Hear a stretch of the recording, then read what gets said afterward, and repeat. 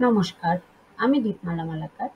পঞ্চম শ্রেণীর ছাত্রছাত্রীরা, আজ আমি তোমাদের আমাদের পরিবেশ বই থেকে পরিবেশ, খনিজ ও শক্তি সম্পদ চ্যাপ্টারে পৃষ্ঠা ১৩৪ ও ৩৫-এ যে আছে কম গরম আগুন ও বেশি গরম আগুন এবং নানাভাবে বিদ্যুৎ, এই দুটো চ্যাপ্টার পেজ বুঝিয়ে দিয়ে সম্ভাব্য প্রশ্নোত্তরগুলো করে দিচ্ছি।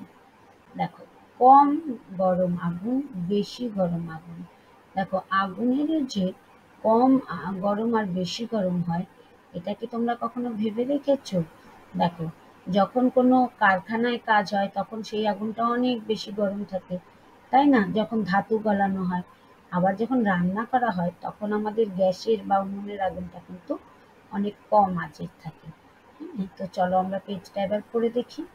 স্যার ক্লাসে আসতেই অজিত জানতে চাইল সব আগুন একই রকম গরম কিনা। স্যার বললেন, সব আগুন একই রকম গরম নয়, গরমের কম বেশি আছে। কিছু কাজে কম গরম আগুন হলে চলে, যেমন রান্না। খালেদা বলল, কয়লার গুঁড়োর সঙ্গে মাটি মিশিয়ে গুল বানিয়েও রান্না করা যায়।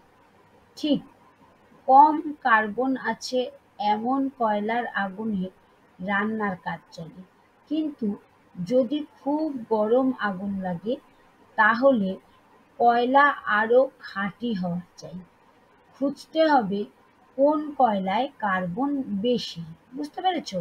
তাহলে অজিত বলল, কিন্তু কি আছে অত গরম? এবার দেখো, নানাভাবে বিদ্যুৎ, এই পেজটা আমরা পড়ে নিচ্ছি। স্কুল থেকে ফেরার সময় সবাই রুবিকে ধরল। পেট্রোল ডিজেলের পর কয়লাও তো ফুরিয়ে যাবে, তখন বিদ্যুৎ শক্তি বা কি করে হবে? রুবি চিন্তায় পড়ে গেল।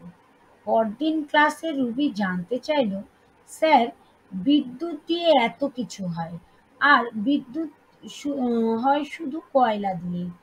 স্যার হেসে বললেন, কয়লা ছাড়াও বিদ্যুৎ হয়।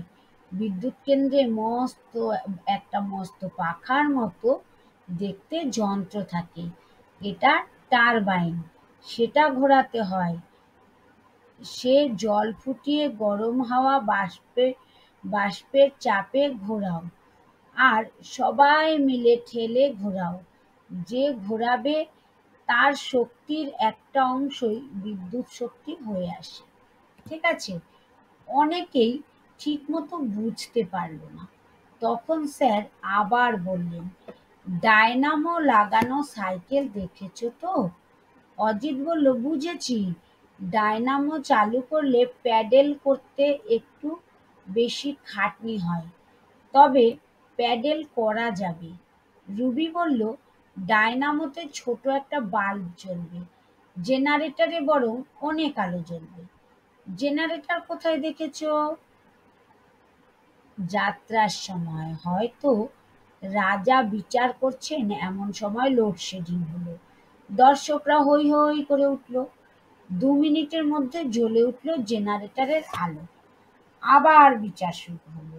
রুবির কথা শুনে সবাই খুব হাসলো। ওই জেনারেটর ডিজেলের শক্তিতে চলে। এই লাইনটাও কিন্তু তোমরা মার্ক করে রাখবে। হ্যাঁ, জেনারেটর ডিজেলের শক্তিতে চলে। বিদ্যুৎ কেন্দ্রে আরো বড় পাখা ঘোরাতে হয়। আকাশ বলল, পাহাড়ি নদীর জলের তীব্র স্রোত, আর মুখে পাখাটা ধরতে পারলেই খুব ভালো হতো। সেটা করা হয়, তাকে বলে জলবিদ্যুৎ তৈরি করা। একটা জলবিদ্যুৎ কেন্দ্র আছে ভুটানের কাছে ঝালংয়ে। জলঢাকা নদীর জলস্রোতের শক্তিতে চলে সেটা। আয়ুব বলল, জলের স্রোত তো আর শেষ হবে না। স্যার এর উত্তর দিলেন না, শুধু হাসলেন আর বললেন, জল নিয়ে তো কত কথা হয়েছে, এবার নিজেরা ভাবো, আলোচনা করো। দেখো, আমরা এই পেজ দুটো পড়ে নিয়েছি, তাই না? তো চলো এখান থেকে যে সম্ভাব্য প্রশ্নগুলো হতে পারে সেগুলো আমরা এখন লিখে নিই। তোমরা সকলে খাতা পেন নিয়ে রেডি হয়ে যাও। দেখো, প্রথম প্রশ্ন আমরা লিখব, একটি বা দুটি বাক্যে উত্তর। কম গরম আগুন লাগে এমন একটি কাজের নাম উল্লেখ করো।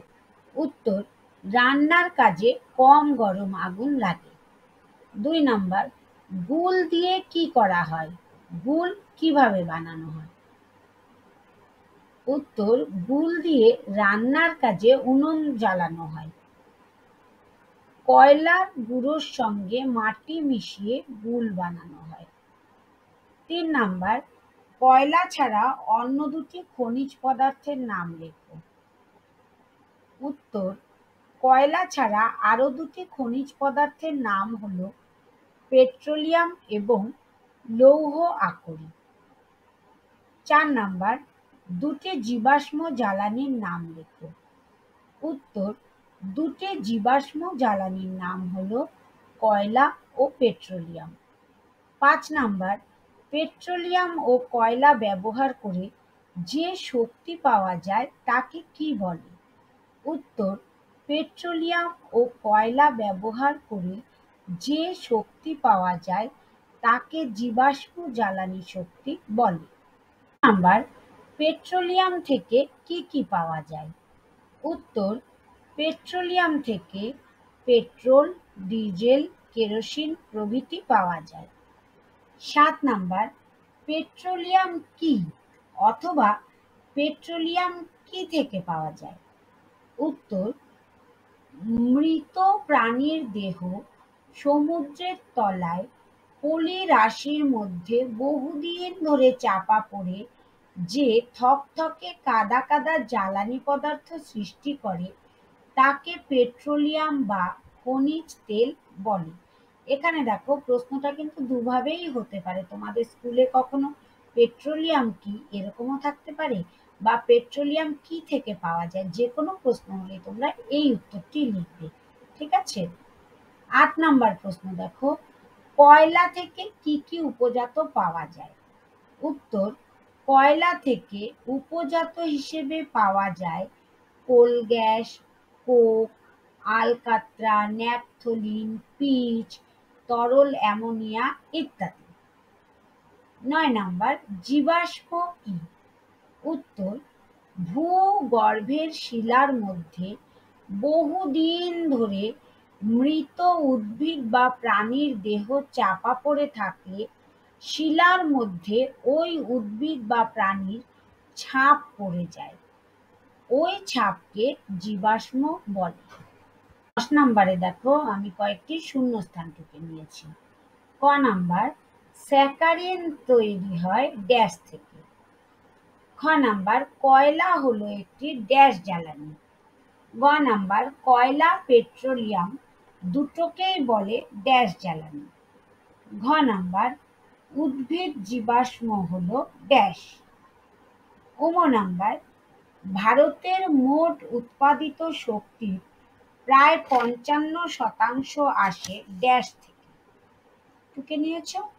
যারা পারবে তারা শূন্যস্থানগুলো পূরণ করে নাও, আর যারা একটু বুঝতে পারছো না তারা ভিডিওটি দেখে লিখে নাও, আমি উত্তর বলে দিচ্ছি।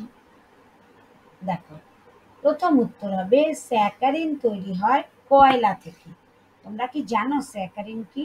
স্যাকারিন কিন্তু চিনির মতনই একটা মিষ্টি জিনিস, যেটা বড় বড় মিষ্টির দোকানে বা আইসক্রিম তৈরি করতে ব্যবহার করা হয়, এবং তার মধ্যে সেই স্যাকারিনটা দিয়ে মিষ্টি হয়, অথচ দেখো সেটা কোথা থেকে আমরা তৈরি করতে পারি? কয়লা থেকে। সেই জন্য বইয়ের এগুলো বিষয় কিন্তু আমরা খুব ভালো করে জানবো। দেখো, খ নাম্বারে আছে কয়লা হলো একটি জীবাশ্ম জ্বালানি। গ নাম্বারে কয়লা পেট্রোলিয়াম দুটোকেই বলে জীবাশ্ম জ্বালানি। ঘ নাম্বার, উদ্ভিদ জীবাশ্ম হলো কয়লা। নাম্বার, ভারতের মোট উৎপাদিত শক্তির প্রায় ৫৫% আসে কয়লা থেকে। এবার চ নাম্বার দেখো, বিদ্যুৎ কেন্দ্রে মস্ত একটা পাখার মতো দেখতে যন্ত্র থাকে, সেটাকে বলে ড্যাশ। 6 নাম্বার, জেনারেটর ড্যাশ শক্তিতে চলে। বর্গীজ নাম্বার, জলবিদ্যুৎ কেন্দ্র আছে ভুটানের ড্যাশ। এবার